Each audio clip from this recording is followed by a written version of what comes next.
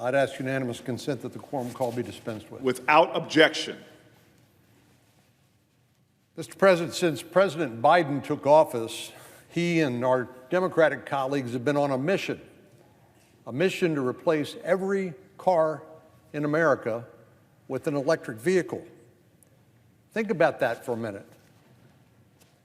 There are 280 million cars on the road in America.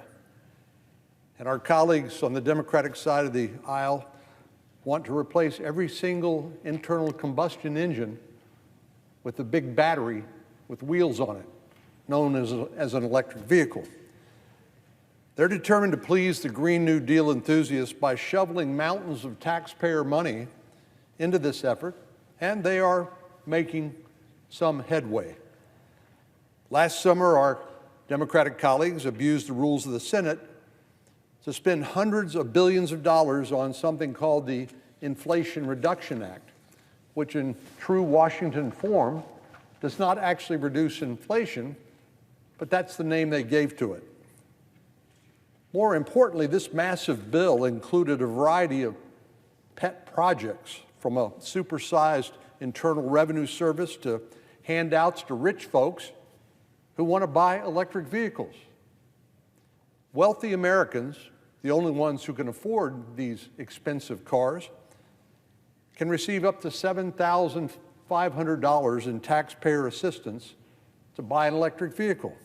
So in effect, you and I and everyone in the country is subsidizing, with our tax dollars, a private, well-to-do person to buy an electric vehicle, most of which cost in the $60,000, $70,000, $80,000 range and up.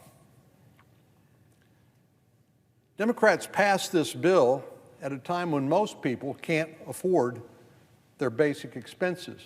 That's because of inflation, another product of profligate spending.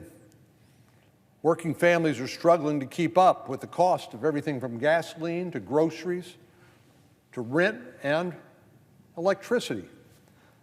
Our Democratic colleagues responded by forcing every person in America to subsidize wealthy people's purchase of an electric car. Initial estimates pegged the cost of this EV tax credits, as they're called, at just over $30 billion. That's a lot of money. But private forecasters have recently reevaluated that number based on more precise projections. They said that the actual cost of the electric vehicle credits will be closer to $196 billion, 6.5 times higher than advertised. Again, hardworking families suffering under inflation, when everything costs more, their purchasing power diminished. Washington, D.C. and our friends on the Democratic side of the aisle said, well, your life is not quite hard enough, so we're going to make it harder. We're going to force you to subsidize wealthy people's purchase of these cars. Unfortunately, that's not the end of the story.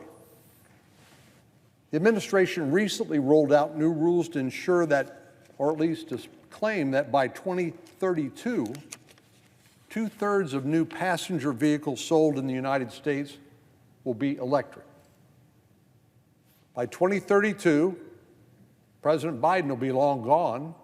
Probably many members of the United States House and Senate will be no longer in office. Nevertheless, the administration says by 2032, we are going to mandate that 2/3 of new passenger vehicles be run on batteries, be electric. Of course, this announcement was met with applause by those who think that every driver in America should drive an electric vehicle, that somehow this is the price that has to be paid in pursuit of climate change or to combat climate change. But everybody else in America understands this is an unrealistic mandate because, like I said, with 280 million cars on the road, only about 6% max of the new cars sold in America are electric vehicles. Only 6% of the new cars are sold. But the Biden administration says by 2032, 2/3 of the cars have to be electric vehicles. So making the leap from 6% to 66%, which is 2/3 of the new car sales in less than 10 years, is an impossible task. And it comes with a lot of risks and hurdles. One of the most obvious one is the cost to consumers. At the end of last year, the average price of a new electric vehicle, this is just the average price, was more than $61,000. That's only a few $1,000s less than the median household income in my state. Most families don't have tens of thousands of dollars to spend on fancy electric cars. As we've seen over the last few years, with inflation, people are already struggling to keep up. They are not in the market for a fancy new electric vehicle that costs more than they make in an entire year. Another big issue that has to do with how these vehicles are going to get powered. One of my favorite questions for my friends who are enthusiasts for this mandate and these taxpayer subsidies, one of my favorite questions is, do you actually know where electricity comes from? And no, it's not just that wall socket that you plug an appliance into. Electricity is generated by the same source that produces most of our other energy. Natural gas, some nuclear, some coal, some other types of energy, hydroelectric energy, depending on the location. But all of that energy use, including fossil fuels, is needed to produce affordable energy that then becomes electricity that you can then plug your vehicle into. So this pie-in-the-sky idea that we're going to somehow cool the climate by everybody driving an electric vehicle is just, well, it's unattainable, and it is, frankly, ridiculous. Last year, 60% of America's electricity was generated by fossil fuels, including 40% by natural gas and nearly 20% by coal. Despite the fact that we will need these energy sources to power the electric grid and charge electric vehicles, we know the folks on the left side of the political spectrum have waged a war on fossil fuels. Well, this will turn out about as well as Europe's dependency on Russian oil and gas on a sole source of energy, which they found out did not turn out well at all once Russia invaded Ukraine and they tried to diversify their energy sources. Putting all of our eggs in one basket with unrealistic goals and mandates to achieve a social outcome is bound to be unsuccessful. Our colleagues across the aisle have also made these energy sources more expensive by instituting a methane fee and tax hikes on energy producers, which invariably get passed along to the consumer.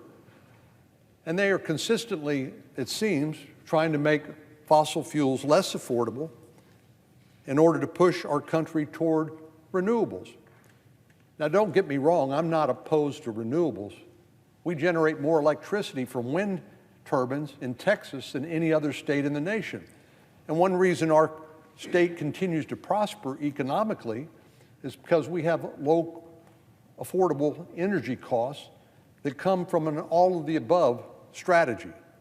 We don't try to put all of our eggs in one basket. That's bound to be unsuccessful. We say, well, let's do as much as we can using renewables, solar, wind, but we are also pragmatic and clear-eyed about where electricity comes from, and we need all of the above. So one big important issue that I think was overlooked when the Inflation Reduction Act was passed by strictly Democratic votes in the Senate is that renewables only accounted for 22% of America's electricity generation last year, 22%. It is growing, but it's not near sufficient to generate the electricity necessary to charge your electric vehicle. Either consumers have low-cost, reliable energy from fossil fuels or an all-of-the-above strategy, or else they're condemned to an expensive and unreliable grid powered only by renewable energy sources. Those are the only options at this point, and I'm afraid that's exactly the path that our Democratic colleagues are heading down. But since COVID-19 hit, we have seen what happens to vulnerable supply chains for the components we need to do all sorts of things. We spent a lot of time and money and focus on advanced semiconductors. That's really important because if we lost access to those advanced semiconductors, it would tank our economy and it would also jeopardize our national security. But the supply chain for electric vehicles is a vulnerable one as well. The feature that differentiates electric vehicles from those with an internal combustion engine is the battery. And actually, what you can think of as electric vehicles are like a battery on wheels, run by a computer. And this should really come as no surprise, but you would think this would have been vetted before. Here's where batteries come from.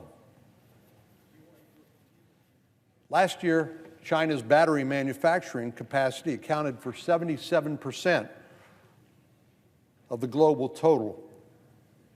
Its production capacity is greater than that of the rest of the world combined. You can see Poland at 6%, US at 6%, and everybody else at just 11%. China is home to 6 of the world's 10 biggest battery makers and completely dominates the global battery manufacturing market. Nobody else even comes close. By 2027, it's estimated that its manufacturing capacity is expected to increase nearly sevenfold. Sevenfold. In that same time frame, the United States is expected to see a 12-fold increase, but we're just starting at 6%. That's not going to get us anywhere near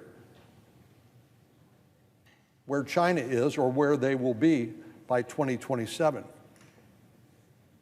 China will still command more than 2/3 of the world's battery manufacturing capacity, and the United States will be in second place with a measly 10%. Anyone who doesn't recognize and appreciate this issue hasn't been paying attention. Over years, the Senate's been spending a great deal of time analyzing and addressing supply chains, and particularly security gaps. As I said, the pandemic taught us many lessons, many tough lessons. But one was the importance of resilient supply chains. And we tried to learn from that so those lessons would not be in vain. I mentioned semiconductors. That may be the best example. The global chip shortage affected everything from personal electronics to cars to defense assets and critical infrastructure. We came to appreciate the hard way how reliant we had become on other countries for these semiconductors, these integrated circuits. And that made us incredibly vulnerable to another pandemic, to a natural disaster, or, heaven forbid, a military conflict in the Taiwan Strait. So Congress responded, and appropriately, by creating the CHIPS program to bolster domestic chip manufacturing and close this massive security gap. But now our Democratic friends seem content to replace one vulnerability with another. If they continue to push for arbitrary and unrealistic electric vehicle goals, we'll find ourselves in a similar situation when it comes to the batteries necessary to run these electric vehicles. To be blunt about it, we'll be at China's mercy, which, as we all know, is a very dangerous place to be. Despite the fact that China dominates the supply chain for the critical minerals used to produce batteries, most of those minerals are not actually mined in China. They come from reserves around the world. The Democratic Republic of Congo, for example, is home to the world's largest cobalt reserves. Indonesia is a leading producer of nickel, and 3 of the world's largest lithium reserves are concentrated in South America, Argentina, Bolivia, and Chile. Critical minerals aren't safe from Chinese influence just because they're mined beyond China's borders, because China has made a huge investment in processing those critical minerals in China. In other words, they're mined in these countries, exported to China for processing, where they control access to the critical minerals that are needed to build batteries, among other things. China has aggressively increased its own processing capacity. Part of the problem, I might mention, Mr. President, is because it takes so long and requires an arduous bureaucratic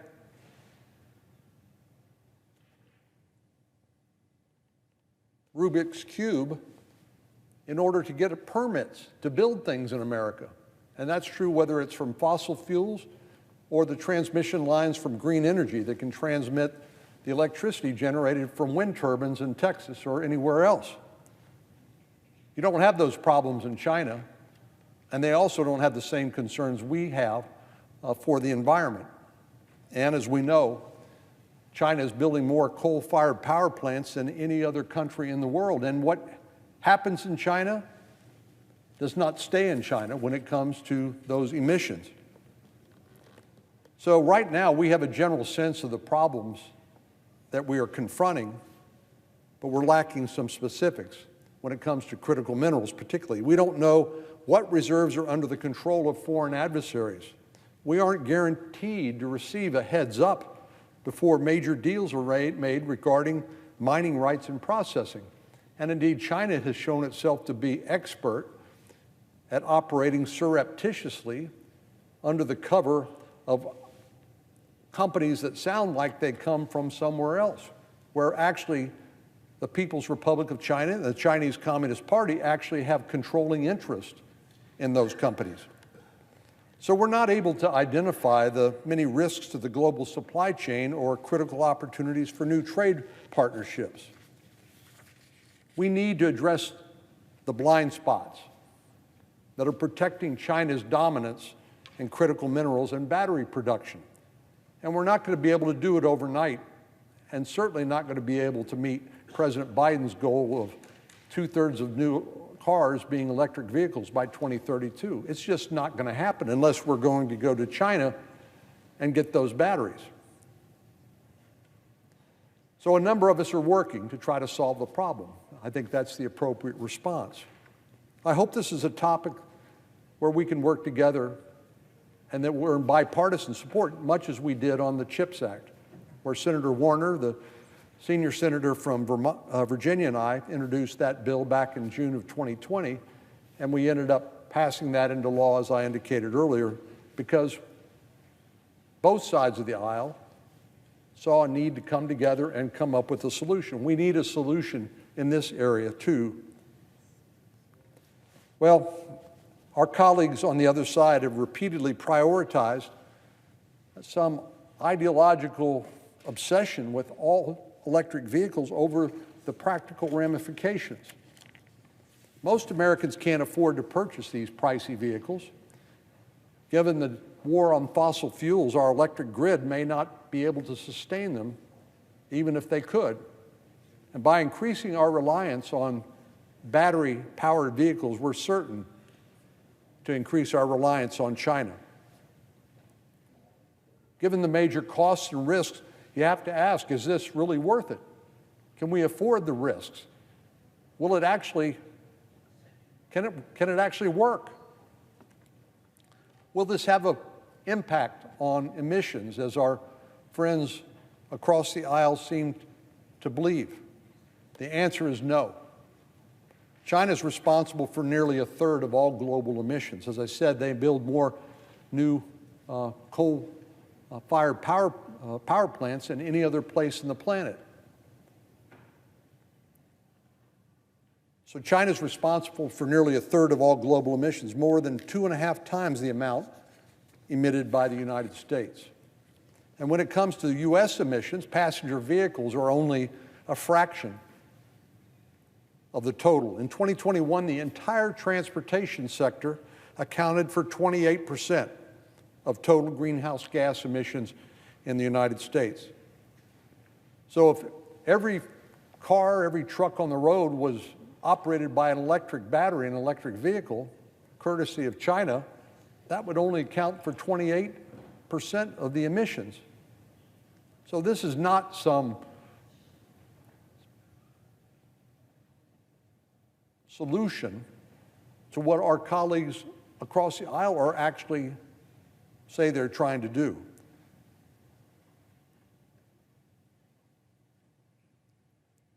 Transportation is a significant source of emissions, beating out electricity production, industry, and agriculture, but that doesn't mean that personal vehicles are responsible for 28% of the emissions, because you'd have to include cars, SUVs, and minivans, trucks that drive all across America.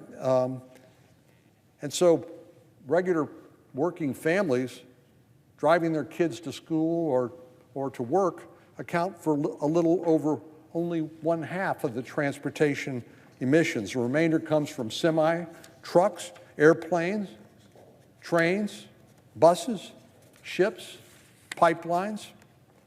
In total, personal vehicles account for a little over 16%, and the U.S. emissions account for only 12.5% of global emissions. So we're not talking about a solution that our friends across the aisle say they want to accomplish. We're not going to eliminate our dependency on all of the above sources of energy, and we're certainly not going to solve what they perceive as a problem with the climate by forcing hardworking American families to subsidize electric cars for rich people.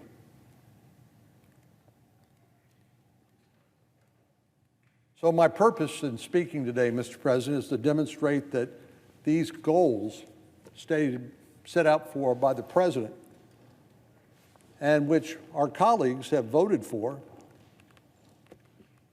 in pursuit of their climate agenda are unrealistic, they're dangerous, and they're short-sighted. And we'll continue to shine a bright light on the facts, as I've tried to do today, so the American people can understand exactly what's going on here. This is more pursuit of an ideological agenda rather than a practical solution to the real problem. I yield the floor.